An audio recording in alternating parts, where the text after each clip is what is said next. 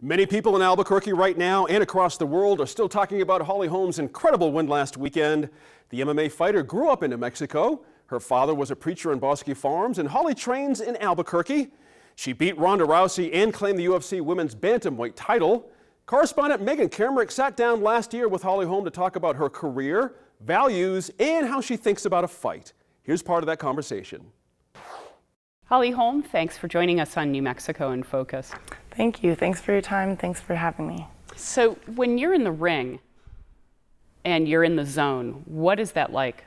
A fight is probably, it is the most physically tiring thing you'll ever feel.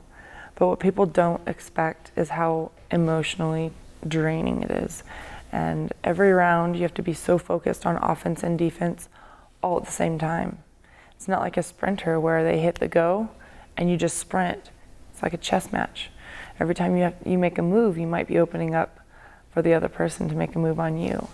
When you're starting to get tired and you're drifting and you think, oh, I just want to go out there and just brawl with them. It's really just staying focused the whole fight and keeping your game plan there makes a huge difference. And it's a very big achievement when you get out of a really tough fight. It's a feeling that's you can't explain, but I hate to lose so bad.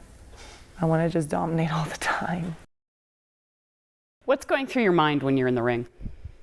Every second make a difference. So I'm just watching for their movement and I'm just thinking, you're in there in a fight. It's somewhat fun. Mm-hmm.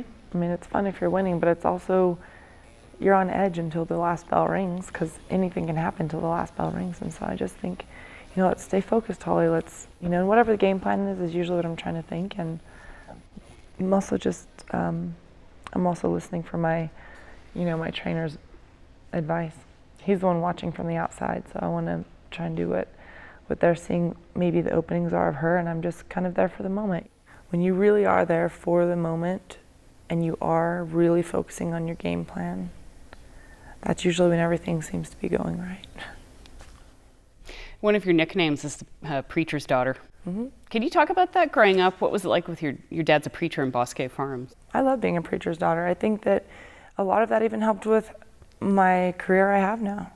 Dealing with different personalities and different families and different, kind of being the center of the church and kind of,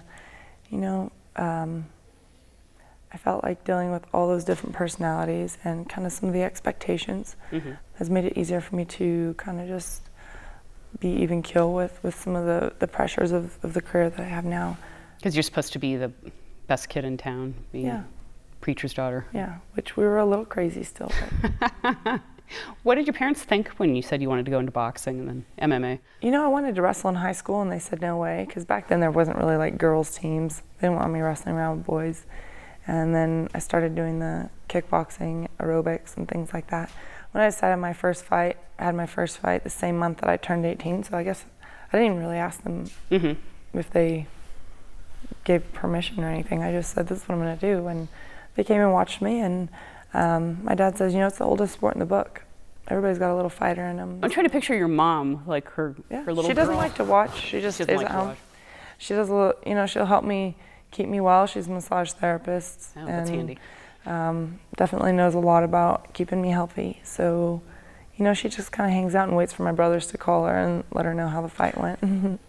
What intrigued you about boxing? Because I think people who don't know much about the sport might just see it as this kind of violent sport. What made you so good at it, and why did you like it? I just started kind of doing a kickboxing aerobics class to keep in shape, and then I was 16. When I was 17, I thought, I'm going to start sparring just to see what it's like. And so I started sparring and had a really good time with it, and I told my coach, I might actually just want to try a fight sometime, see what it's like. And I had one fight, and I just knew I wanted to do it again. So nothing gives this much of a rush when you win. It's a really rewarding feeling. It's different because it's all you. You don't have a team to rely on.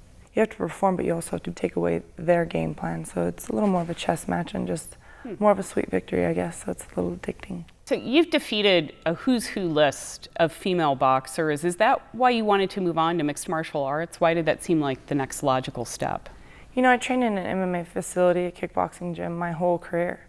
And a lot of times the girls would, need somebody to help them train for a certain opponent. Maybe they might be my size or maybe more of a stand-up fighter. So I would get in and, kind of mimic their opponent just so that they could get the work. And there was a couple times, the coaches say, hey, if you can, just try and take her down. And I don't really know what I'm doing, but I'll just try it, I'll give it a go. I'll do anything to help them. And it just kind of became one of those things that I had a fun time doing it.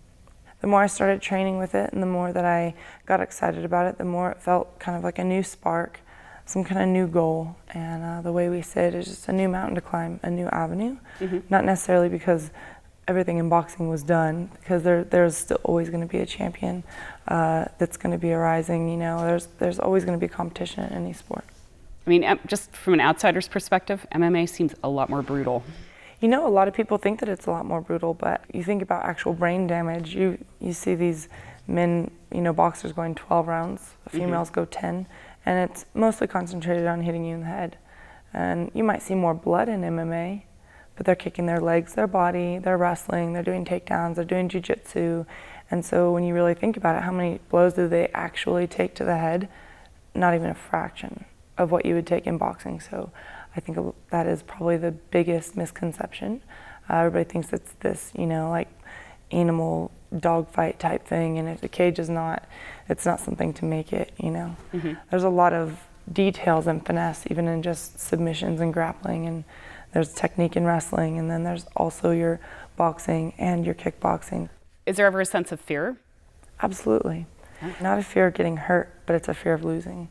It's the biggest fear you'll ever feel, and it never goes away. Every fight I feel like that. You don't care if you get hurt as long as you walk out with a win. It's the end of the world. If you lose a fight, it feels like the end of the world. It's you put so much time and effort into it, and every day and it's totally you. Nobody can fight for you. You're totally exposed in there, and what you do is going to be the outcome. Nobody can do it for you. And not only that, you have these people that they might make minimum wage. How many hours do they have to work to buy a ticket to go watch you? You don't want to let them down. You want to win for the people. You want to win for the fans, the friends, the family, and then your coaches that have put so much time into helping you, your teammates that have spent so much time helping you. You want to make it worth not only your time, but everybody else's time as well.